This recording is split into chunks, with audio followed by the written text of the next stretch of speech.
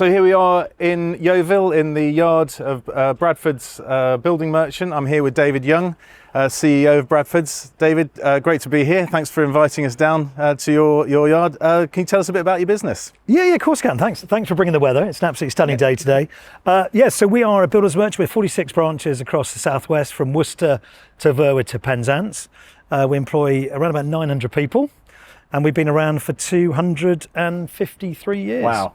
Yeah, that's quite some time, and so obviously seen some changes over that period of time. Thanks. I've been working with the game for that long, but no, I've just gone through my 9-year anniversary. So, and actually in that short period of time, we've seen a lot of change actually, and especially the way customers purchase, not just our trade customers, but also our retail customers. And I think they're just becoming much more demanding about the information they need, and we've had to kind of adapt and change along with that. Last time I was here, we were all in face masks, and it was sort of height of COVID, and that had obviously brought with it a lot of change in the industry. You know, lot more customers were going online to buy their goods, and I think it was a bit of a wake-up call to the industry as a whole that e-commerce needed to be taken seriously. How's that playing into your business at the moment? Yeah, well, thankfully we had a relatively decent website back then, and you're absolutely right. You know, turnover increased dramatically. Last April we changed our platform. We updated the latest version of Magento, but also we made a number of improvements. And since then it's developed really nicely. It's gone from kind of a nice to have to a need to have. Yeah. I won't say this to my head of e-commerce, but we budgeted but probably never really included the e-commerce number. We now include it. So it's becoming more substantial, and you're absolutely right. But I also think in terms of that behavioural piece, retail has still stayed online.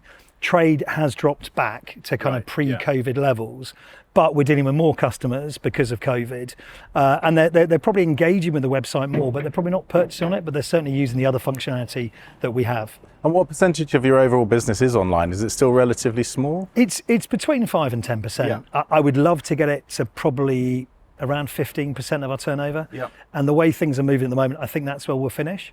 I don't necessarily wanted to make it any more than that. Our main reason for having a website is to drive footfall into our branches. And yes, there are always going to be customers that don't want to come into store, but we definitely see it playing alongside that. And yeah, it's a really interesting one for me actually. If you look at our trade customers, they've got everything they need online to purchase. They've got their terms, they've got their credit limit, they can pay invoices, they can query invoice, they can do what they want. But that face-to-face contact is what our customers want. Yeah. And that's really why our bricks and mortar businesses exist. So I don't really want to get in the way of that. I want to help facilitate that.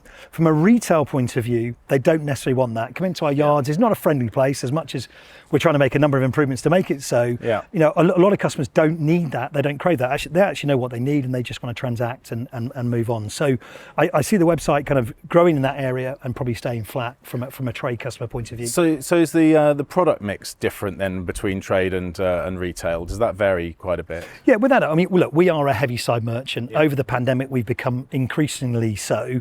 And I think also, if I look back over time, light side sales have been picked up by the likes of Screwfix and Toolstation.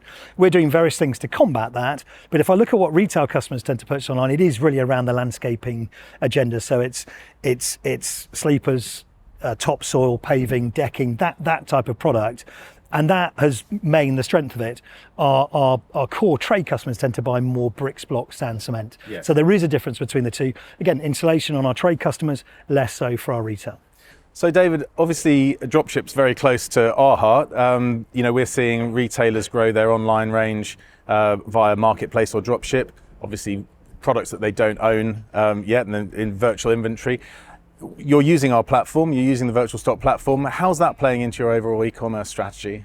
So dropship's important to us, always has been. When I look at the total business, it's about 18% of our turnover. Within the e-commerce element, it's 25% and growing fast. I think the key is we have worked really hard to reduce our range in store, mainly to manage better stock and reduce our poor stock. So we've worked hard to reduce that SKU count, and what dropship allows you is to increase it, I suppose, almost unbounded. We now offer 11,000 SKUs outside of our branch network, the majority of those on a dropship basis. So using your platform is allowed to expand as we bring on new suppliers, and actually one of the latest suppliers to join the fold is Marshalls. And that's really interesting. We've had a great relationship with Stone Market Marshalls for a number of years. We would stock around about 180 of their SKUs in branch, but we can now offer a further 700 online, and that's not just in the Southwest, that's national. But just to be clear, our aim really is to focus on the Southwest, but it's always nice to get an order into London, but that's not core. Core is in the Southwest. Yeah, well, that's great to hear. And where do you see e-commerce ending up in the next 5 years within the sector? Okay, if we just look at purely drop ship, we're 25% of turnover at the moment. I really want that to move to 50 in time. Yeah, great.